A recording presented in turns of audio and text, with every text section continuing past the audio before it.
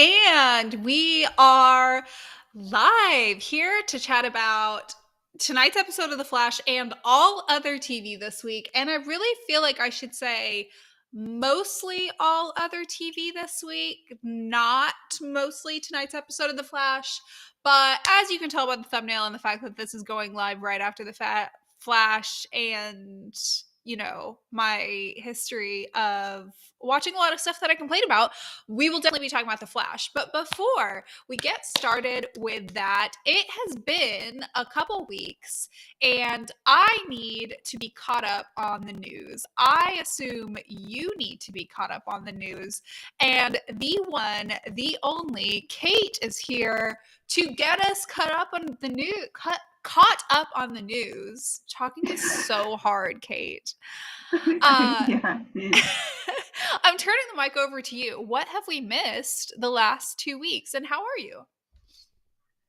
I'm doing great, and I kind of already had this prepared for last week, but we didn't come on. So the kind of exciting, scary news initially was that Marvel was taking off all of their fantastic TV shows that had presently been on Netflix. They were taking it down from Netflix. And as an Agents of S.H.I.E.L.D. fan, I was nervous. But then this week, they've also announced that they will be moving all the shows that they took off of Netflix onto Disney Plus, giving them full access to that. And I think that will be on Disney Plus on March 13th. I don't remember exactly. But that actually kind of opens up the possibility that they can bring back some of these characters again, which, if you know anything about me and Cammie, is a very good idea. We're very open to the idea of seeing them again. Yes, that is a very good idea. I will also say selfishly, I am subscribed to Disney Plus, but I do not subscribe to Netflix. Through the magic of, sharing and caring, I have access to Netflix, but I do personally subscribe to Disney Plus. So the more that can end up on there, the better, even though that makes me sound like a Marvel-y. Go on, Kate. What else? Yeah. So, in a little bit more niche news, but just as exciting, the Lizzie Bennett Diaries. It's approaching its 10-year anniversary, and the star of the show, Ashley Clements, who played Lizzie Bennett in this show, recently announced that she is doing a 10-year rewatch event, basically, where she will watch all the episodes 10 years from when they previously aired, and she'll have guests back and everything else, and that we do commentary and behind the scenes kind of things that they want to talk about and remember from this great event that happened 10 years ago. And they're going to be called the Look Back Diaries. Get it? The LBD.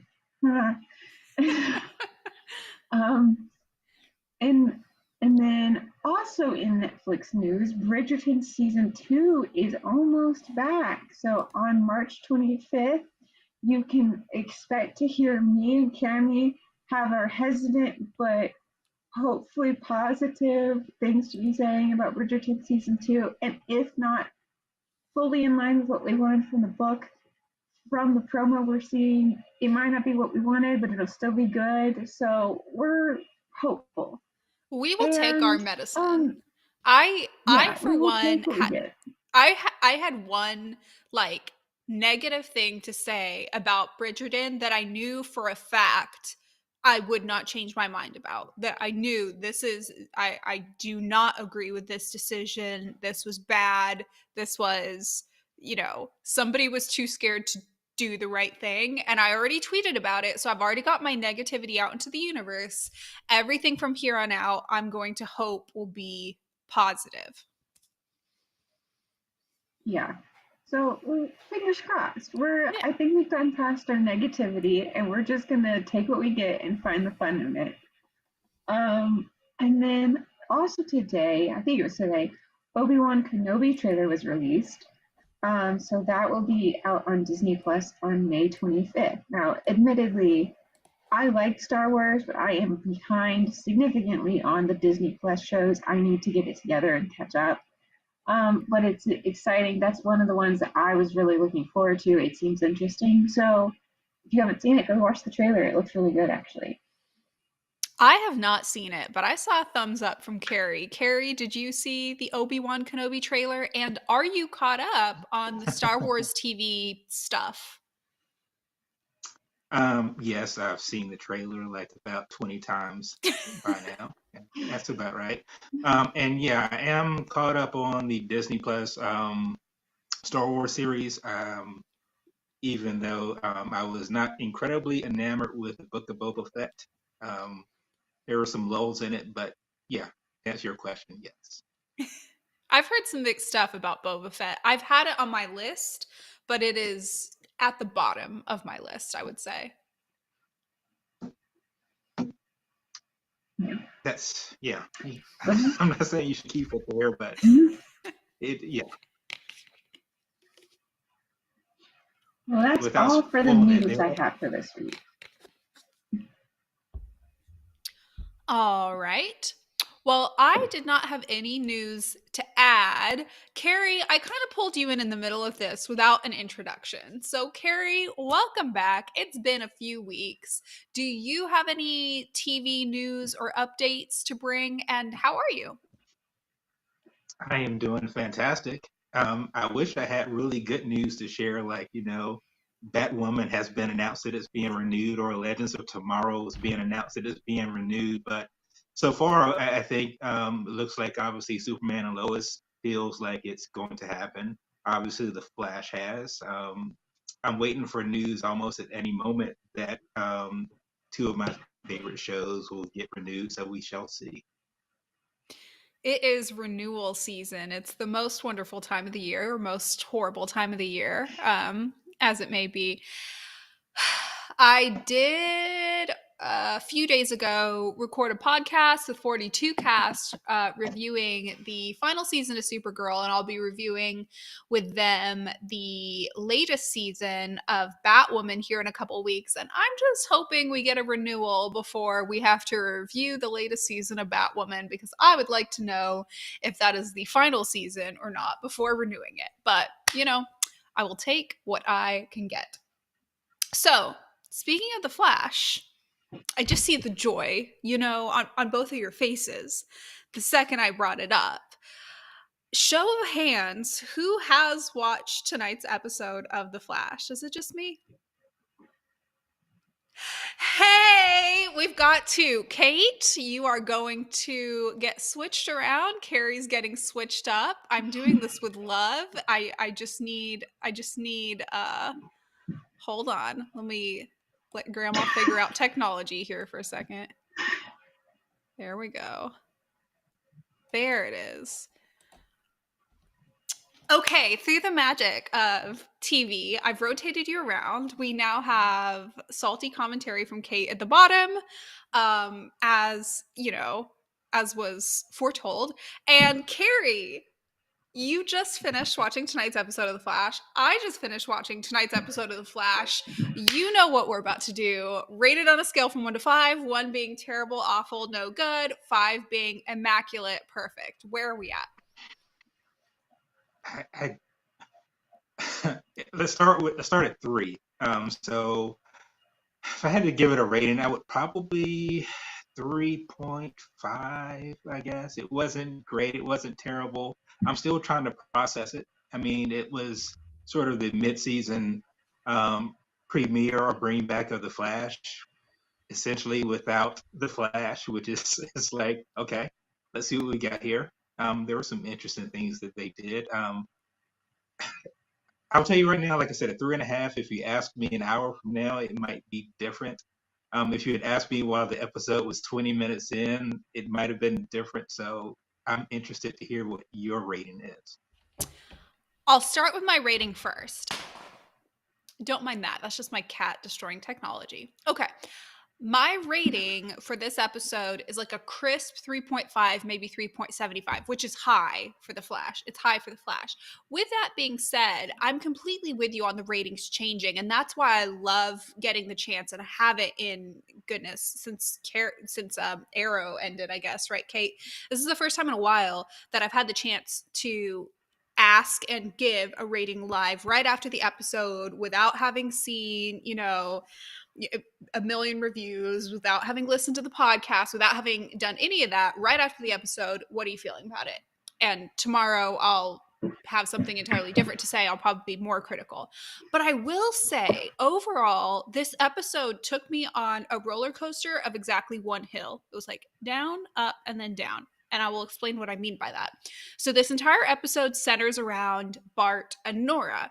And originally it started with Bart and Nora. And first and foremost, I was like, I don't really care about these characters that much. They're not my least favorite. They're not my favorite. They're just, they're just so.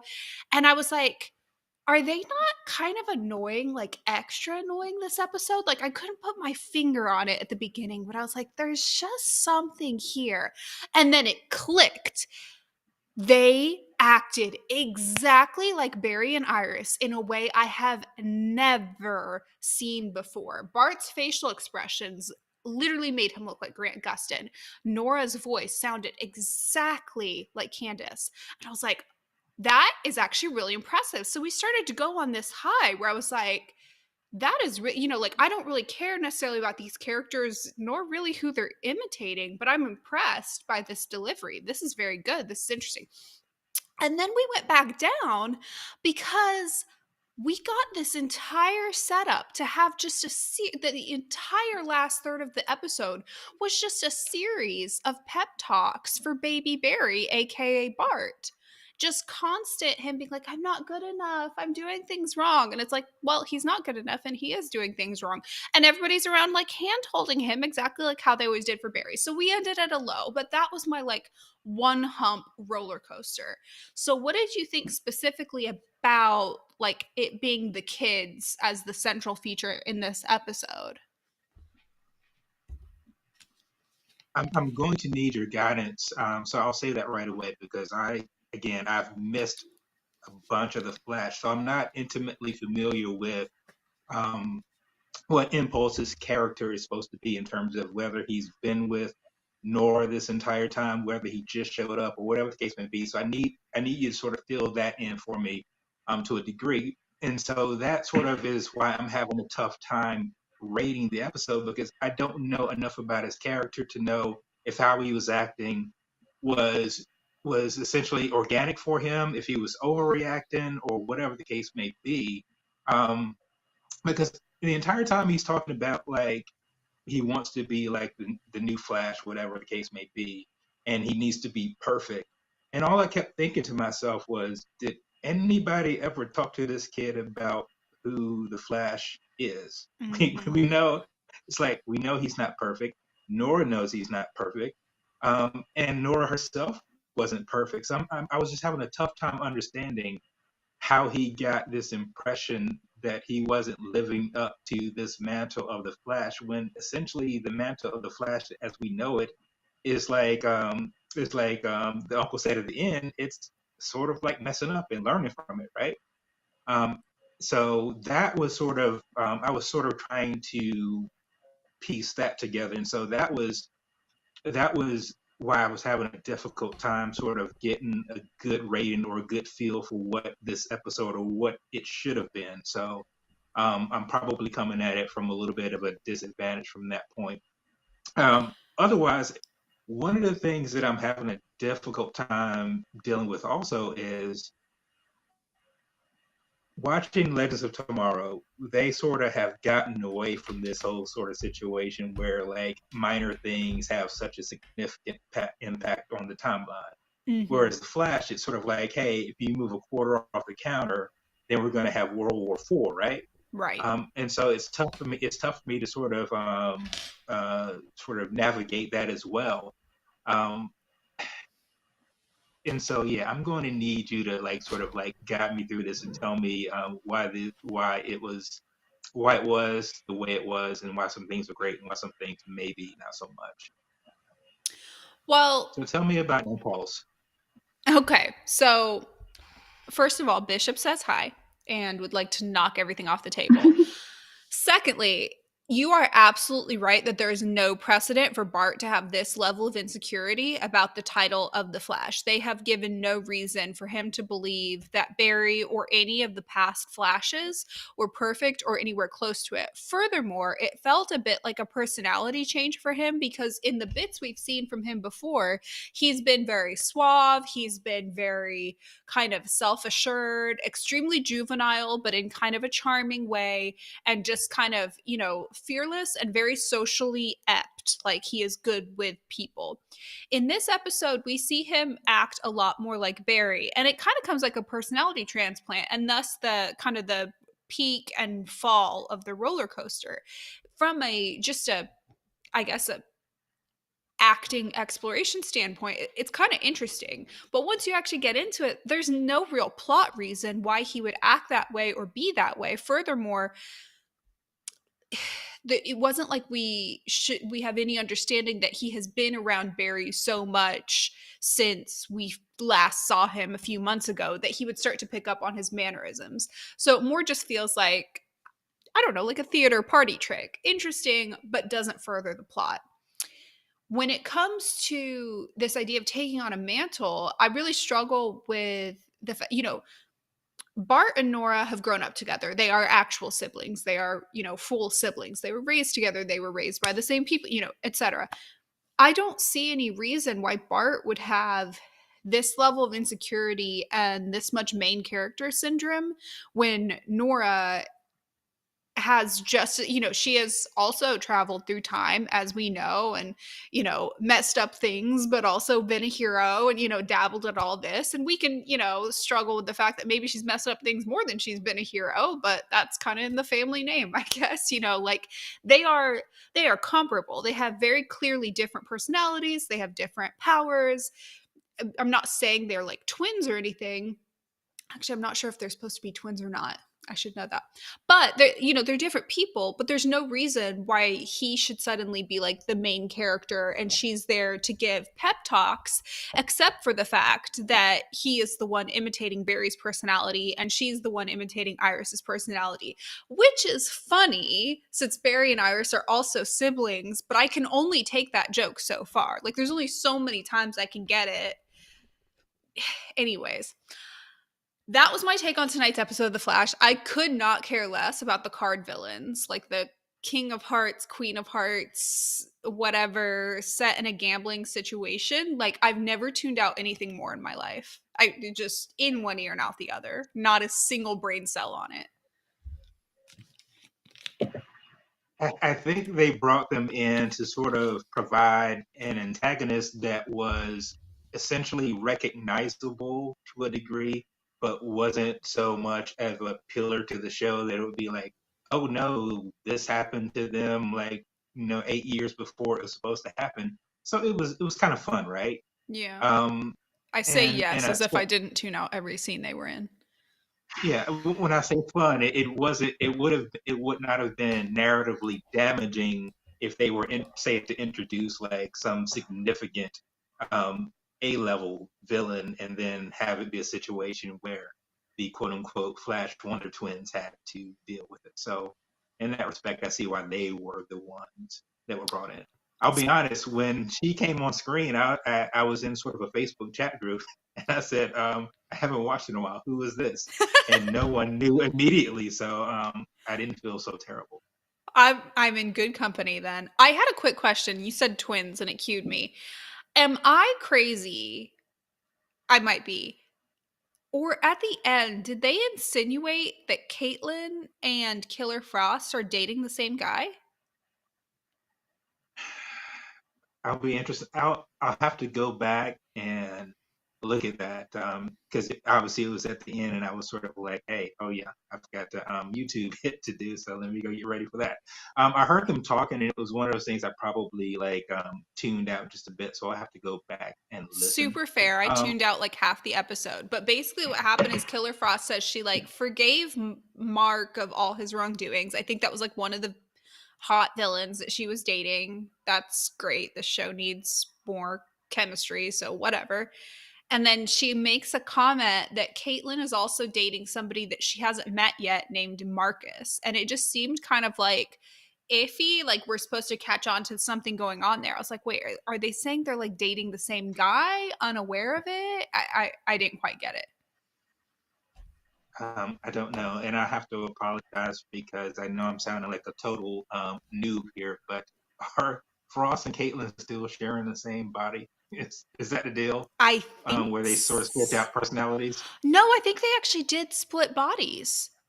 You know Okay, what? I'm okay. not totally sure. I actually am not totally sure. They went back and forth on that, but I think the last we know is that they split bodies. But from tonight's episode, it's not clear if the situation's changed because we only see one of them. I do know Caitlin's going to be in some upcoming episodes because Danielle Panabaker posted some pictures like in her Caitlin outfit or whatever. So like that's coming, but yeah. Oh, one other thing, and then I swear we're going to talk Superman and Lois. Was it just me? And again, I could be crazy, and I'm very clearly biased when it comes to Felicity Smoke. But when they had Iris meeting Eddie for the first time, was that not a very like Felicity Smoke demeanor? It literally felt like they were trying to replicate the vibe of Oliver and Felicity meeting. It was kind of funny to me. I don't know if I want to go that far, but I could see how you would read that. All I do know is that when I That was saw such a them have that, kind and diplomatic answer. well, when I saw them have that moment together, all I thought was Iris had obviously much more chemistry with Eddie than she's ever had with Barry, and Barry's had more chemistry with Patty Spivot, with Caitlin, probably with the girl he met on the bus that we've never ever seen in With life before. every male detective he's ever been partnered with. Yeah, it's really really jarring, um, and I have to assume that the writers and those folks have to pick up on that also. They've got to know this. I can't imagine it's just the audience, right? It was such a cute scene because to me, I in that scene, Iris is always beautiful. She's particularly beautiful in that scene, and she comes across as extremely charming. And there's this really lovely chemistry, and it just made me happy for her that she gets these moments to look very, she has a lot of personality, and she comes across as very sweet and charming. And obviously, it's a flashback, so she gets to play it a little younger too. I know that's not Endgame. I know that's not the point of the show. Whatever, it's not my hill. I don't need to die on it, but I do like getting to see characters when they have a flashback heavy episode like they did tonight. I like getting to see characters in those positions where they get to maybe shine in a way they wouldn't normally. So I'm very happy for her that she had that little 30 seconds. I'll let this go. And and to sort of piggyback on that, what I do want to say is that in that short period of time, sort of like what Joe had with Cecile, is they needed to establish that these two had enough of a relationship to be engaged, right? And essentially would have been married. So they had to convey that in that little bit of time that they had, and I think that was effective. And so I guess I will say that it's probably a bit unfair for me to make the joke that I did about chemistry when in that scene the goal was to establish that there was enough chemistry between those two that there was a spark, and I think that they did that, so I'll give them credit for that. Yes. Also, your joke was allowed and appropriate. Okay. Now, raise your hand if you watched yesterday's episode of Superman and Lois. Is it just me again? We got all three. Okay, I'm Oh, relegating fantastic. myself to the bottom. I'm leaving Carey and Kate on top through, movie magic here. We'll do this actually, just so we get to switch everybody around. There we go. Okay. Through movie magic, I am now the talking head in the bottom. We're here to talk about Superman and Lois, yesterday's episode. And I will say, and Carey, I'm not sure if Carey, you definitely watched Marvel's Agents of S.H.I.E.L.D. way back in the day, right? Bits and I pieces? certainly did. Okay. Yes. So you recall Fitzsimmons. Yes. Okay, I swear there's a point to this line of questioning. So Elizabeth Henstridge, and you may already know this, but I'm just calling this out in case you didn't, or if anybody watching didn't. Elizabeth Henstridge, who played Simmons, directed yesterday's episode of Superman and Lois. Big clap for her. So, Yeah. kind of same situation, even though obviously this is a day later. How would you two rate yesterday's episode of Superman and Lois? What do you think? Kate, you can go first. I would give it like a 7.5 and 8. Like it was. They're doing better than they were the first few episodes of the season. I'm liking it better now, and especially the direction. There was a couple different times where there was actually like a striking vibe that kind of had like the direction of this episode that very much struck me as similar to that episode of Agents of S.H.I.E.L.D. that she directed. That was the time loop. And it was very like it was nice and subtle, but it was very funny to me how much I could feel just her presence in the show. I don't know what my rating is going to be, but I suspect in a few minutes or so, you guys may very well hate my guts because there were two. I don't know if it was a writing choice or a directing choice, but there were two choices that I thought, or at least that I questioned. Um, and so obviously I'll talk about them in a little bit. But in terms of just overall rating, I liked the episode enough. There were some really good things that happened. There were some things that I questioned in terms of quick resolutions. But if I had to give it a rating, I would probably give it about a 7 out of 10. And for me personally, that's a little low because I'm usually 8.5, 9, 9.5, 10. So I'm interested to talk about it and hear what you guys have to say. I give it an approaching 8, which is pretty high for me, I would say. Not necessarily high by Superman and Lois standards, because at least in season 1, I gave Superman and Lois usually pretty high ratings, whether it's like on 1 to 5 or 1 to 10 scale, just kind of up there. I'm really curious though. Can we dive straight into the quick resolutions? Because I definitely agree that there's flaws going on this Yeah. season. I'm curious on what you picked up on. Well, for me, the quick resolution was for the story itself. Obviously, you had Superman who had been arrested and being held for treason. And then jumping ahead to the end of the episode, you have General Anderson going off reservation, doing what he did, which was incredibly terrible. But in terms of the U.S. government, um, they were not aware of exactly what happened and what went down, quote unquote, in the fortress. All they know is that he went out and he didn't come back. He had already been sort of going off book once he got the approval to arrest Superman to begin with. So you had him leave, um, and then you had Superman come back, and without any sort of explanation, all of a sudden the charges of treason were gone, and he's out of prison. I would have liked some sort of 30-second explanation at least of how that came to be because it was jarring. When they were both back in prison, I thought Superman went back because he said, "Well, I'm going to surrender myself and go back," as opposed to, "Hey, I'm free now." That was a little narratively jarring. That had nothing to do with the direction. I think that had a lot to do with the story. I agree. When we get close to the end of this episode and Superman has come back and brought Tal back to imprisonment, and he all of a sudden just has full full reign again to be able to walk in and out without any scene of him talking to Anderson's boss. That was very jarring. And I know there was this whole part about how Lois's dad was supposed to go in and talk to the DoD and basically pull strings a little bit. We didn't get to see any of that happen either. So it was just this kind of like, we know there were gears in motion, but we didn't get to see any of it happen. So the random resolution that he can just walk free is a little odd. And I can get on board even with his brother kind of switching sides back and forth, having more of a moral quandary about what he's done in the past and trying to help, but also still wanting his own freedom and kind of trying to play the situation to the best of his ability. And I can appreciate that, but it still kind of felt like a bit of a weak writing decision. It felt kind of like there was no explanation. He just kind of did it, and then he was back on the opposite side, and he kept on flip-flopping sides so much.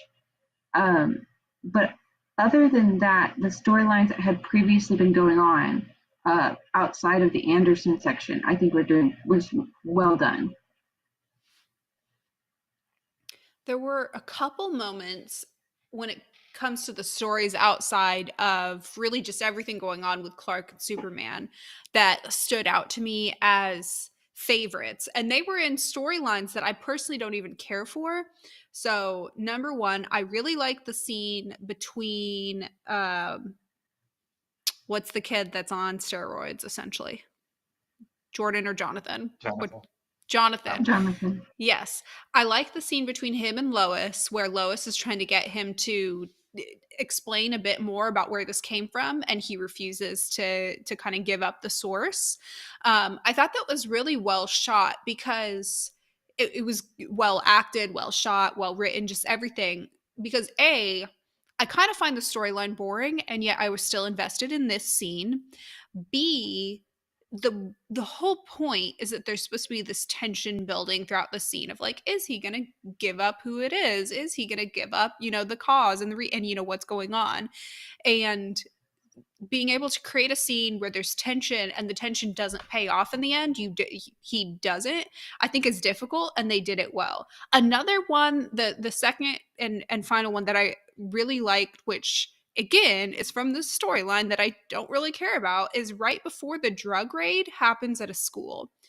Now, I find things like that when shot at schools to be incredibly unconvincing and unrealistic. It never looks like what a drug raid would look like at a school.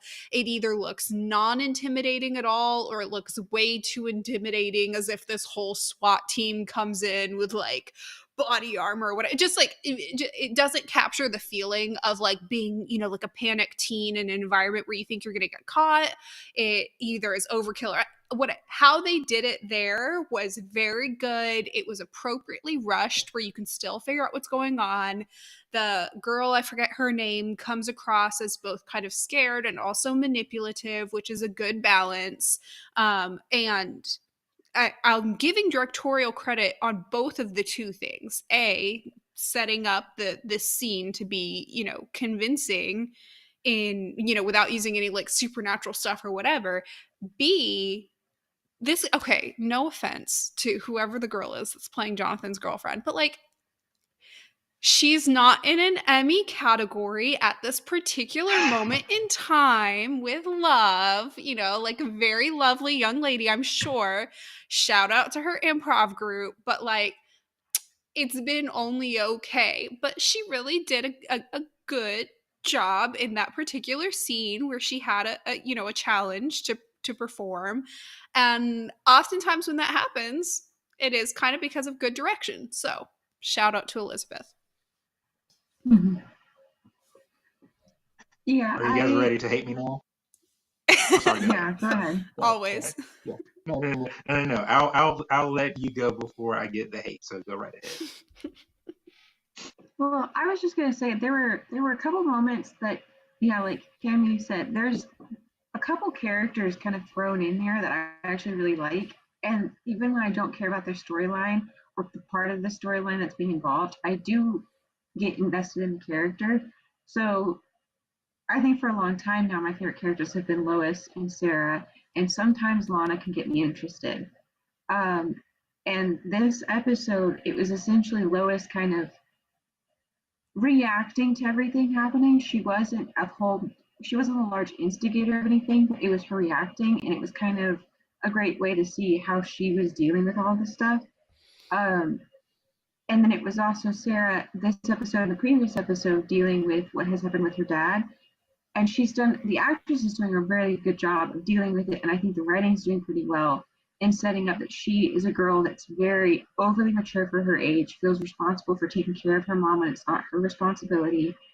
But I will kind of give a comment of it felt a little weird for her to randomly call up this friend that we've heard about, but we don't know anything. I don't think we've even heard her name. And her just show up, give a pep talk, and leave. And you know it's a two, like that whole fact that it was a 2 hour drive, that felt weird. But it, that was a writing choice, I think, and it was a very strange writing choice. To be honest, she had another budding friendship that's actually with a person in the city. Uh, Natalie. Natalie, I thought she was going to see Natalie. And then this other girl shows up. I was like, that's oh, weird. Okay. But other than that, I thought the acting that that girl did in that scene, Sarah's actress did, was really well done. So I think she's doing very well this season with the sometimes really good, sometimes really bad writing that she's being handed. So Okay, here's my now you can conspiracy make us mad. theory before Or, Carey rains on our parade, which is totally fair and justified. I think that mhm. Sarah had to wrap up her camp romance, and then she's gonna wrap up her Jordan. She's gonna wrap up her, romance with him, and then she's gonna get with Natalie. So we just gotta work piece by piece, and we're gonna get there in the end. Sarah and Natalie writes. Okay, Carey, how are we wrong in all of the ways? No, I'm not saying that you guys are wrong. I just had an issue. Again, I, I, I sort of hesitate to call it a directing choice, right? But the first confrontation that Lois had with Jonathan, it was only so many episodes before, in a really powerful episode when Lois basically flew off the handle at Jonathan for reasons that were obvious at that time to only her. But she obviously realized how damaging it was and how full of fire she came off with, right? And obviously, in this particular situation, she had every right to be upset and disappointed with what Jonathan had done. I just think that that could have been conveyed in that first meeting without it having to sort of be sort of a recreation of that scene that we've seen before. Um, and not to say that it was just sort of a facsimile, I just think that it would have been nice is not the right word, but if they had sort of had a way to reference that and she had been able to sort of, and I think at the end she sort of did rein herself in and say, hey, get out of my face or whatever the case is, so I can cool off or you can cool off, whatever the case may be. It just felt a little bit like it was really, really fiery. And I'm not saying it wasn't fiery for no reason. It just felt like if they had probably done that scene with like about 10 takes, they decided to take the one that was like level 25 instead of like level like 9.5 out of 10. That's just the way I felt. Maybe I'm alone in that, but that was sort of how I felt about that scene. I really, really, and I do understand that that scene also led to the scene that Lois had with Lana, which I thought was fine, helped move their friendship along, and it also helped move Lana's story along as well in terms of the confrontation that she had with the mayor at the end. So that's fine narratively. I mean, those things connect. And I really did like the second opportunity that Lois and Jonathan had an opportunity to talk. um, and so I'm not saying I didn't like what they did. I just think I don't know that I like how it came off the first time. Maybe I'm obviously just wrong, and not wrong, but alone in that perhaps. But that's just how I felt.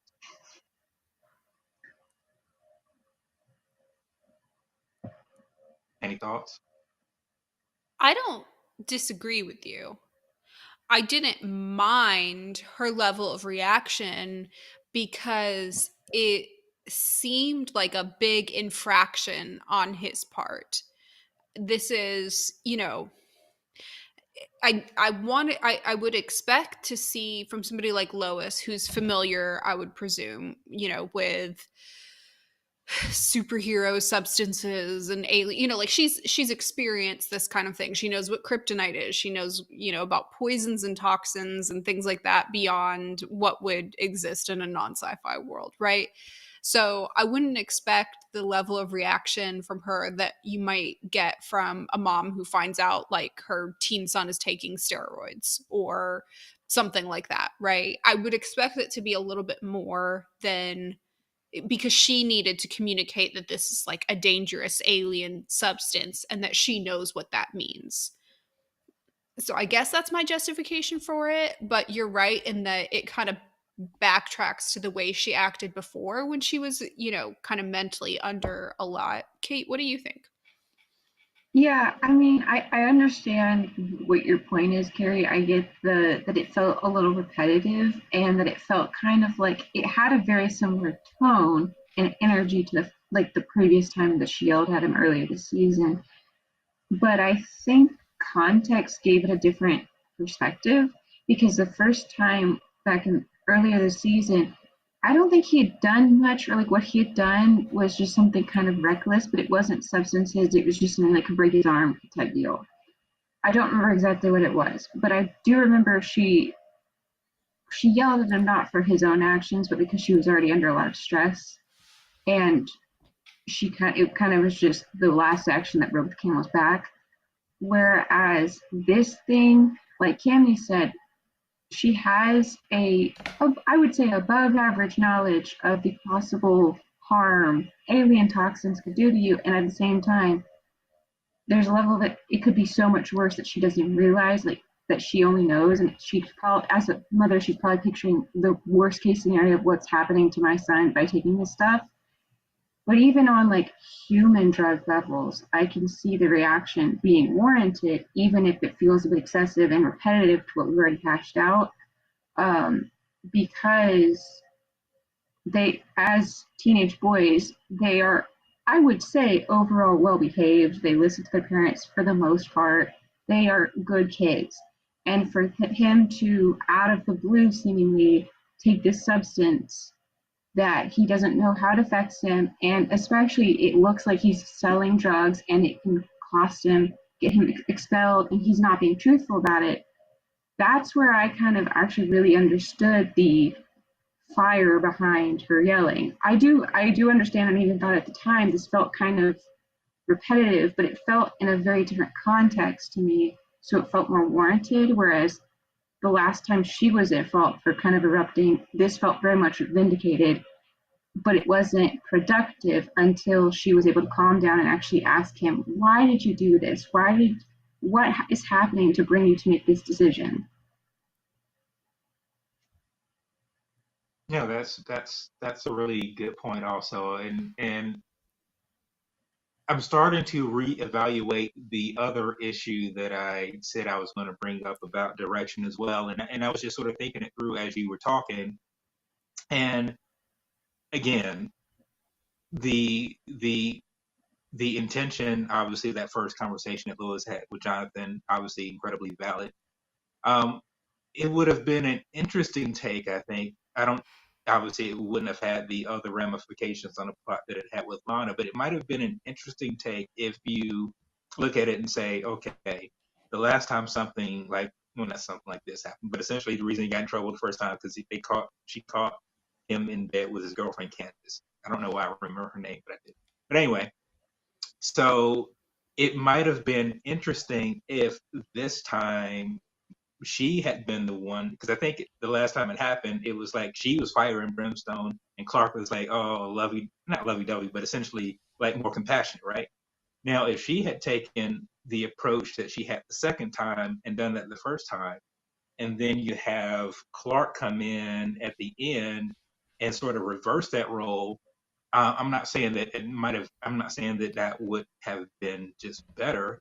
What I It am kind saying of is that did would have though. well, Yeah, A it kind of little what are did. you bit. saying? because by the end, she was kind of having more level-headed conversations and just trying to get the details. But Clark comes in at the end and he's like, "You're going to publicly admit to all of this and apologize, and we're pulling you out of school and we're moving you to a school in another town." And is all super reasonable. And he wasn't like yelling or which would be out of character, I think, for Clark to really, yell or throw things or what, when it comes to kids. Like, I wouldn't want to see that. But it's about as extreme of a reaction as we've seen from him in terms of parenting. Again, totally appropriate, but it's extremely stern. And for, us as adults, we're like, that's a reasonable reaction if you find out your kid is caught up in drug related stuff. I mean, we've recently, for the past couple of weeks, been talking about Euphoria. And the one thing that kind of throws me is, why are you leaving this girl at a high school where she's obviously doing drugs and you're not going to be able to get her clean unless you move her away from her supply? So here, if he's thinking in this mindset of like his kid is doing some kind of drugs, he's going to move him away from his supply. That's a very adult approach to take, but to a kid, that's going to come across as the end of the world. So I saw Clark's reaction as quite extreme, especially if I was seeing it as a teen. For And no, Clark especially. And I was just going to add that, like, there's also the whole level of, even you compare, like, so Lois's first reaction earlier in the season, it was very much her yelling at Jonathan and not asking anything, not listening to anything he said. When she exploded at first this episode, she still was asking questions and listening to what he was saying, but it was very much in like a shock stasis. Mm-hmm. Later on, she calms down and actually listens to him and everything. But then you get Clark kind of in his shock status, where he basically has the most incendiary response he could have as Clark and still be in character, but he doesn't ask questions. He doesn't give any opportunity for Jonathan to explain himself. It is all simply, you are going to apologize. You are not going to get involved with this anymore. This is your last chance to tell us who you know. Like, we are probably going to have to send you to another school. Like, all these things. And it was very opposite to how he responded the first time, which was asking all the questions and being patient and kind. And I think that's just kind of showing the duality of, like, first of all, as parenthood, there's things going on in each parent's life that is making them stressed. And while she's stressed right now, she's not dealing with everything personally, whereas he's in the middle of like crossfire after crossfire, which was on the inverse of what happened last time. So I think it's a little different than what happened, but I do see your complaint where it felt very similar to earlier. What I almost thought was going to happen, which would have been very CW-ish to happen at the end, because the whole thing was about, they obviously, particularly Lois, wanted Jonathan to reveal who he was protecting. And of course, if he had gone all, well, I've been keeping Dad's secret, I've been keeping Jordan's secret, and it's like, now I have to keep hers. Like, what's the difference? I almost thought we were going to get that moment of like, I'm so good at keeping secrets, I have to keep hers because that's who I've become. But it also had me wondering. It would have been nice if Jonathan and Candace had more of an established relationship that we've seen, that would have the audience understand why he's protecting her. I mean, obviously he feels it internally as a character, but as an audience, we were just sort of like, it's just this girl that you met at the beginning of the school year. Why are you riding and dying for her? I'm pretty sure he feels it eternally, but I think it would be nice if the audience felt the same way that he does. That might help. In fact, they've actually gone to lengths to make us dislike Candace as a character, which thank you for reminding her name.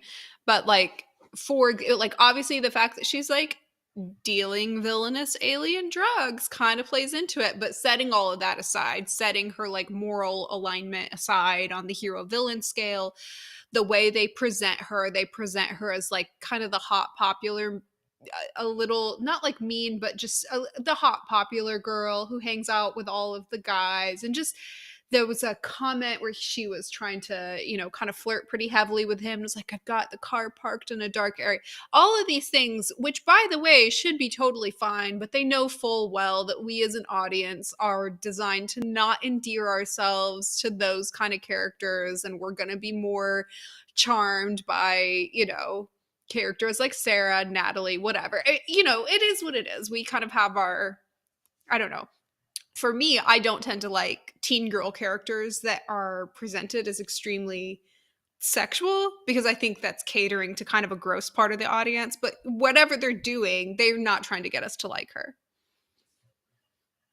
Yeah, well, and I will say there is an interesting aspect to that because I was watching, and as much as I wanted Jonathan to reveal for his own future sake, for the own sake of just like this makes sense on a practical standpoint, there was a level of I don't care about Candace at all, but I can kind of respect his misguided loyalty that like he as a teenage boy is putting so much loyalty and like sacrificing his own future so much for some girl that he barely knows and we as a viewer barely know.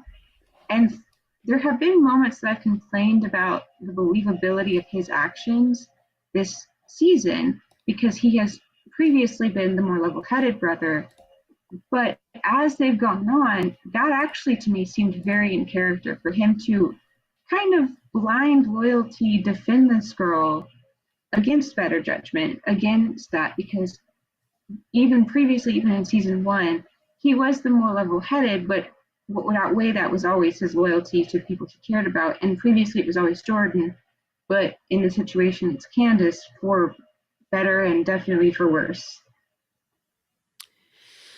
Well, we are at the 5-minute mark, and I want to give you guys a chance to tell me what else you're watching this week. I think one, maybe both of you has a show to pitch. I'm going to fly through mine as quickly as possible. I just want to mention 2 things I've been watching this week, one good, one bad. Good is The Good Doctor, no pun intended. This season, so far, I think we're 2 episodes in, has been fantastic, and I'm again and again surprised at how well this show is writing difficult, abrasive women. So good. It's not just one, it's not just 2. We've got a handful of very complex, well fleshed out, flawed, difficult, abrasive women written with love. It is so satisfying to watch. On the other end, I've been watching The Bachelor because I'm nothing if not trash. And we had fantasy sweet weeks this week, which is exactly what it sounds like. And this Bachelor is terrible. And I made a comment to Kate a couple weeks ago saying, I'm telling you, this man does not love women. He is straight. Don't get me wrong. He is attracted to women, but he does not love women. He is not enchanted by any woman. He is not that guy. Well, he proceeded to tell every single woman that he was in love with them so that he could try to sleep with every single one of them, and tried to save his best for last. And when she got there, she found out that he had told the other 2 women that he loved them and that he had slept with the other 2 women. And he tried to pull this whole thing of like, well, I love them, but I love you more. And she left and she didn't go to fantasy suites with him. Her name is Susie. She's great. I'm rooting for her to become the Bachelorette. Thank you. It was a very satisfying moment in an otherwise absolutely trash show. One of you can take the floor from here. You go ahead, Carey. Okay. I have been watching show on NBC called The Endgame, not just Endgame. Stars, and I hope I'm pronouncing her name correctly, Morena Baccarin. And the other lead actress, and I forget her name, but she plays a character called Yvette, apparently, on This Is Us, Sterling K. Brown's wife. Anyway, it's sort of like a setup that you've probably seen before where you have like a quote unquote FBI, CIA agent and a high level criminal who are in close proximity, sort of like mirror images of each other. And sort of trying to figure out how each one ticks in order to, in Morena Baccarin's case, in order to sort of get to what her end game is. She's the quote unquote evil one, right? So she's trying to pull off this incredibly precise mission that she's on. And of course, this other character is trying to stop her at every opportunity, and they have this quiet and begrudging respect for each other because they're really good, really intelligent, really effective and efficient folks. They're just sort of on opposite sides of the spectrum right now. So, like I said, it's sort of one of those things that you essentially has seen before, but it's always one of those deals where it's all about the chemistry between the two characters that are involved. I would sort of say if you've ever seen, and it only lasted like one season, but it was The Enemy Within with Jennifer Carpenter and Morris Chestnut. Same sort of deal. Um, and so if you like seeing some sort of like high stakes situations go on and good actresses front and center, give The End Game a shot. I've added it to my list when you mentioned it the other day. It sounds good. I think I saw a promo for it that looked really good too. By that description, it sounds a lot like Killing Eve.